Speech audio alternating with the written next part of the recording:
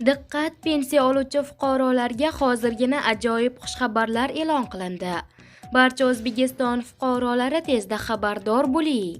Assalomu alaykum, hurmatli tomoshabin. O'zbekistonda sodir bo'layotgan so'nggi yangiliklardan birinchilardan bo'lib xabardor bo'lishni istasangiz, kanalimizga obuna bo'lib, videoga like tugmachasini bosib qo'yishni unutmang.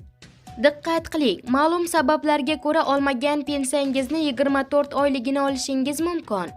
Bugungi kunda qonunchilikda pensionerga hisoblangan, lekin uning tomonidan talab qilib olinmagan pensiyalarni to'lash muddati 12 oydan 24 oyga uzaytirilganligi belgilab qo'yilgan. Misol uchun, siz ma'lum sabablarga ko'ra chet elga ketdingiz va 2 yildan so'ng O'zbekistonga qaytib keldingiz. Bunda siz pensiyangiz to'xtatilgan kundan boshlab 2 yillik muddatdagi pensiya mablag'laringizni olish huquqiga ega bo'lasiz. Buning uchun pensiya jamg'armasi, tuman shahar bo'limiga ariza bilan murojaat qilishingiz mumkin, deyiladi xabarda.